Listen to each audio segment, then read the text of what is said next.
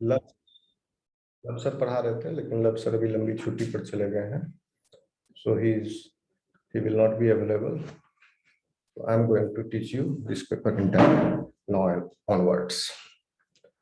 So unit 1 हम लोग discuss कर रहे थे, इसमें कुछ रह रहा है बाकी काफी ज्यादा, क्योंकि ये ओवरलैपिंग हो गया. आई look into the terms which has not been explained. कुछ लब सर ने एक्सप्लेन किया है इसमें.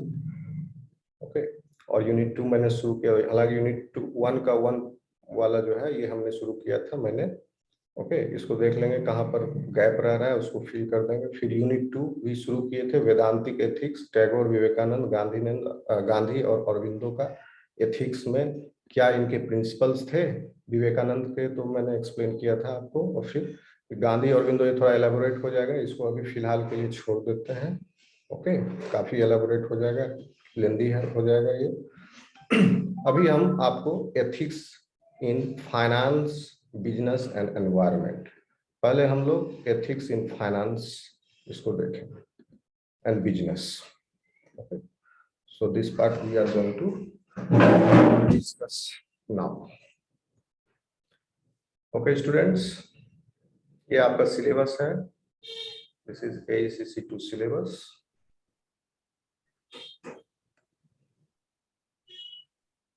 जिसमें हम आपको जो यूनिट 1 से स्टार्ट किए थे ये सब एथिक्स का इंट्रोडक्शन वगैरह ये, एंड देन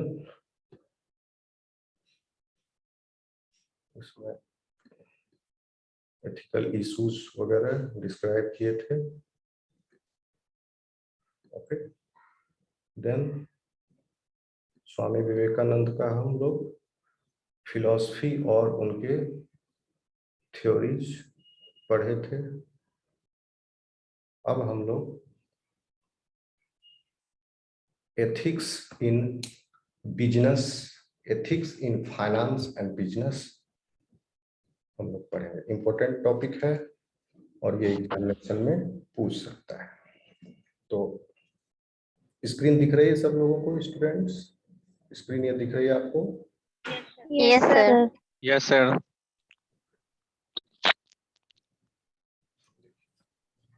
सबसे पहले what do you mean by finance? Finance किसको कहते हैं? तभी आप समझोगे फाइनेंस में एथिक्स कैसे हो यूजफुल होगा. तो you have to understand it first. What is finance? तो फाइनेंस जो है, this finance talks about money. Finance जो है टॉक्स अबाउट मनी, और जहां पर मनी की बात आ जाएगी, ट्रांजैक्शन की बात आएगी, वहां पर ईमानदारी, सत्यनिष्ठा, ये सब अपने आप आ जाएंगे कंपोनेंट. ठीक है, किसी बेईमान आदमी से आप बिजनेस करने के लिए रेडी नहीं होगे, किसी का एथिकल स्टैंडर्ड खराब है तो उसके साथ आप बिजनेस नहीं करोगे. Okay that's why so this finance जो है वो क्यों talks about money. That's why ethical standard is needed in finance, because it talks about money. It talks about market. Okay, so and in market there is a relationship between customer and seller. So there should be confidence between customer and seller. Once the confidence is broken, अगर किसी दुकान पर जाके आपको खराब कपड़ा दे दिया तो आप दोबारा दुकान पर नहीं जाओगे. तो इसलिए इस फाइनेंस म्यूट करके रखिए आप लोग. फाइनेंस जो है it talks about money and market और other financial resources.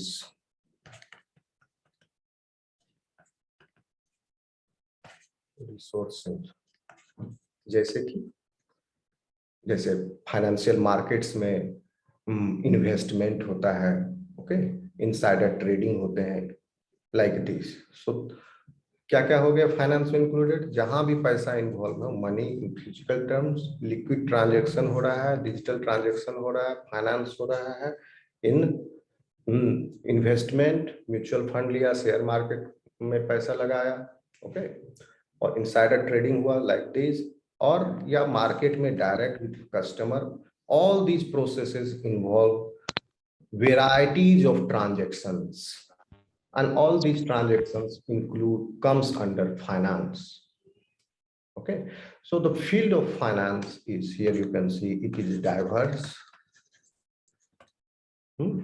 It is diverse, and it is mainly about the definition and interrelation of many factors. It is also about the definition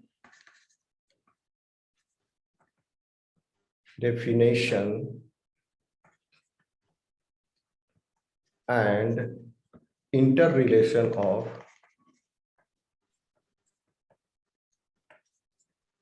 many factors.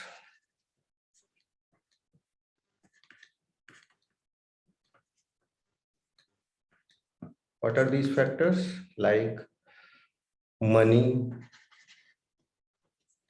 risk, and time. क्या हुआ?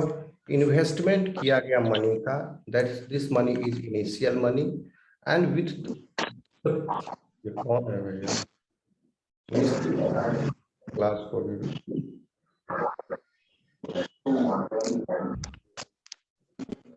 अंजू कुमार को mute नहीं करोगी, सारे class को खराब करोगी recording. मैं कितनी बार बोलूं रिकॉर्ड करो, म्यूट करो. ऑनलाइन के क्लास कैसे किया जाता नहीं पता है. Okay, money, risk and time. तो मनी, और इसके बाद ये मनी, रिस्क और टाइम मिल करके फिर मनी जनरेट होता है, फिर मनी ही बनता है. तो ये हो गया आपका इन्वेस्टमेंट वाला मनी. और इन्वेस्टमेंट करके कैसा रिस्क है? अगर ऐसे फील्ड में आपने इन्वेस्ट किया है जिसमें ज्यादा रिस्क है तो ज्यादा रिटर्न की गुंजाइश रहती है. कम रिस्क है तो कम रिटर्न मिला. जैसे एफडी है, उसमें सबसे कम रिस्क है तो सबसे कम रिटर्न. शेयर और इक्विटी, उसमें ज्यादा रिस्क है तो ज्यादा रिटर्न मिलता है. तो इनिशियल इन्वेस्टमेंट करने के बाद फाइनल मनी मिलता है, और वो इनिशियल मनी पर डिपेंडेंट है, रिस्क इन्वॉल्व पर डिपेंडेंट है, जिस इन्वेस्टमेंट फील्ड में आपने सेक्टर में इन्वेस्ट किया उसमें, और टाइम, कितने टाइम के लिए किया, तो उससे एक फाइनल मनी बन रहा है. तो इस तरह से ये फाइनेंस जो है इन बिजनेस इट ऑपरेट्स. तो यहां पर बैंक जो है प्राइमरी फैसिलिटेटर है, क्योंकि बैंक बीच में है. इन्वेस्टर जो है बैंक से पैसा लिया और उसने इन्वेस्टमेंट फर्म को दे दिया. फिर इन्वेस्टमेंट फर्म जो है उस पैसा को वापस बैंक में चैनलाइज करेगा, और फिर बैंक से निकाल के फिर दूसरे, ये इन्वेस्टमेंट जिसने किया, जिसने नोडल है, ये जिसने कलेक्ट किया, वो फिर फर्दर इन्वेस्टमेंट करेगा. ओके, इसीलिए ये जो है सो फाइनेंस में बहुत सारे तरह के ट्रांजेक्शन्स होते हैं. So this domain of this financial market is a vast plethora of activity. बहुत सारे एक्टिविटी जिसमें ट्रांजेक्शन चल रहे हैं, और ये इनको जो है सो इनके मॉनेटरी फंड्स को एक मैनेजमेंट के द्वारा टीम होती है, सब उसको मैनेज कर रहे हैं फ्रॉम एम्प्लॉइज. सो ये एक बैकबोन क्रिएट किया. आपके कंट्री का फाइनेंस सिस्टम कैसा है, ये इस कंट्री के लिए यूनिवर्सल है फाइनेंस सिस्टम. इसमें बहुत सारे कंपोनेंट्स हैं, कुछ रेगुलेटरी बॉडीज हैं लाइक सेबी, मार्केट्स हैं लाइक शेयर मार्केट्स एक्सेट्रा. तो इन सब जगह ट्रांजैक्शन हो रहा है, और ये फाइनेंस का बैकबोन बना. क्या बैकबोन कैसे बना है फाइनेंस का? फाइनेंशियल मार्केट है. ओके, इस फाइनेंशियल मार्केट में इन्वेस्टमेंट किया जा रहा है, और ये किस रूल के तहत गवर्न हो रहा है. ओके, तो यह बैकबोन कंट्री का इस बैकबोन के अंदर अगर उस कंट्री का बैकबोन ठीक नहीं है, अर्थव्यवस्था चरमराई हुई है, तो वहां पर कंपनियां नहीं खुलेंगी, कंपनियां जो है वहां बिजनेस नहीं फैलाएंगी। Okay, so this is very important, this backbone is very important, and this backbone can help and direct those companies, those business houses in conducting their businesses. So companies can use these this backbone for their business purpose. So, इसलिए आप देखिए कि finance में ethics की बहुत महत्व बन जाता है। इसको मिटा रहा हूं अभी। क्या क्या महत्व है इसमें? तो आप पहले महत्व से पहले जान लीजिए कि what do you mean by ethics in finance? Okay, so first of all, you should know, you already know this, that ethics is a general behavior where you are challenged with a question, ethical question, whether this is right or wrong. So ethics in finance also talks about financial, it talks about financial behavior. Ethics, business, talks about financial behavior.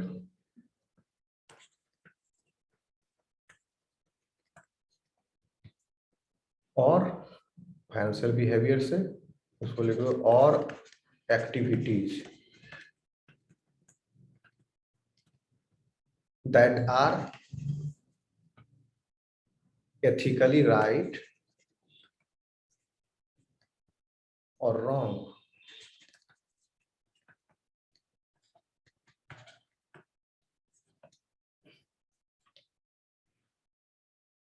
So business in ethics that are followed by the financial institutions.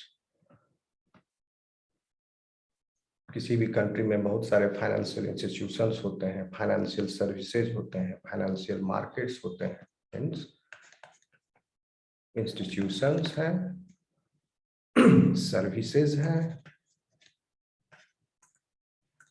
Market है। Institutions, regulatory bodies, etc.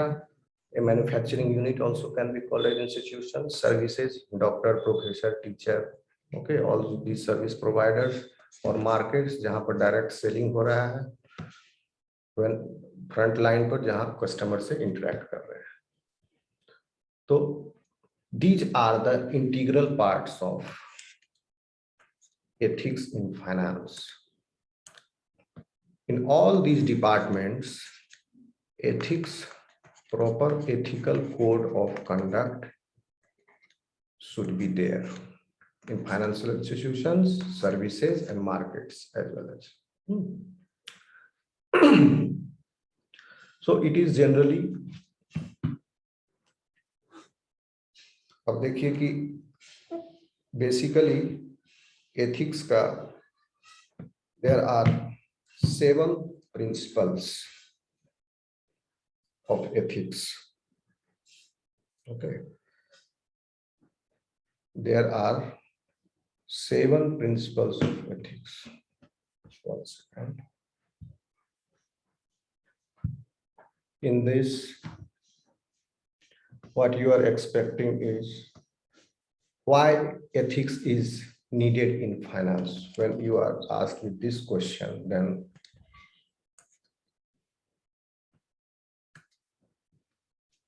you can say the question is why ethics is needed in finance.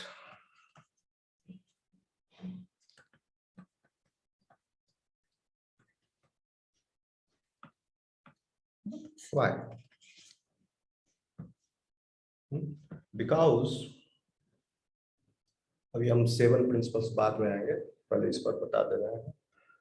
या इसी में include कर देंगे 7 principles of ethics को। Why ethics is needed in finance? Because ethics in finance need truthfulness, okay, integrity, honesty, justice and fairness. तभी एक party दूसरे party से इंटरैक्ट करेगा, क्योंकि बिजनेस जो है एक से ज्यादा पार्टियों के बीच में है, इन्वॉल्व है, एक से ज्यादा पार्टी इन्वॉल्व है।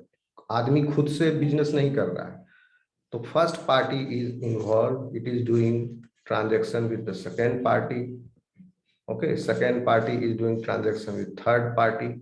So on all these transactions, what you expect? Truthfulness, integrity, honesty, okay, fairness, transparency. So in all financial activities आप ये सब एक्सपेक्ट करते हो। जैसे कोई चंदा कलेक्ट कर रहा है तो आप हिसाब मांगोगे, ट्रांसपेरेंसी मांगोगे, अगर वो हिसाब नहीं देगा तो आप समझोगे कि बेईमानी कर रहा है, ओके। तो इस तरह से कोई भी जहाँ पैसा इन्वॉल्वमेंट है वहाँ एथिक्स का होना बहुत जरूरी है, नहीं तो वो मैनेजमेंट कोलैप्स कर जाएगा, ओके। सो फाइनेंशियल एथिक्स और business ethics are actually same घंटा क्लास छूट गया and are part of general.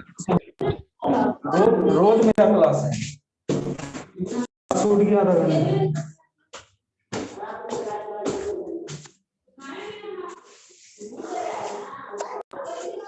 सुनेगा मैं भगा दूंगा क्लास से। Thanks for disturbing.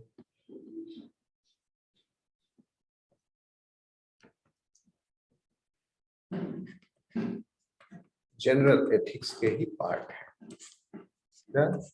Financial ethics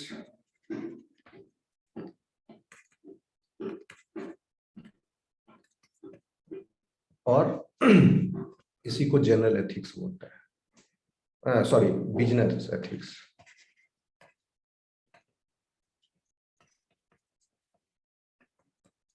और भी बहुत सारे एथिक्स हैं, प्रोफेशनल एथिक्स, जनरल एथिक्स के there are many types of ethical ethics. तो बिजनेस एथिक्स जो है वो जनरल एथिक्स का पार्ट है, फाइनेंशियल एथिक्स, बिजनेस एथिक्स एक ही टर्म है।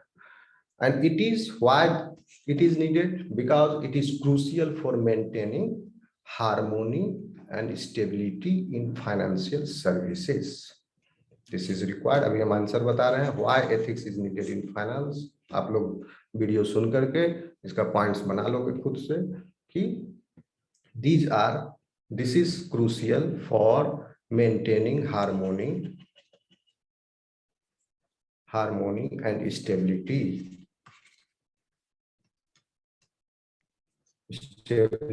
in financial services।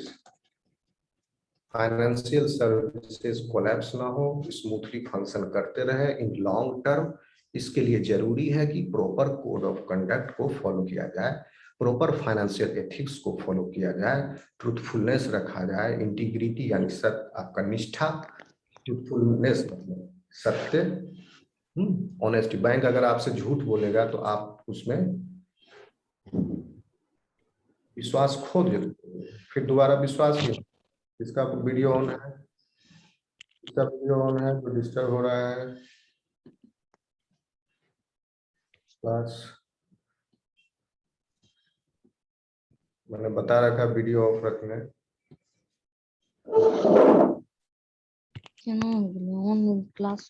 मेरे सामने आ जाता है ना, ये स्क्रीन मेरा ऑक्युपाई कर लेता है वीडियो। सर कोई सतीश कुमार है।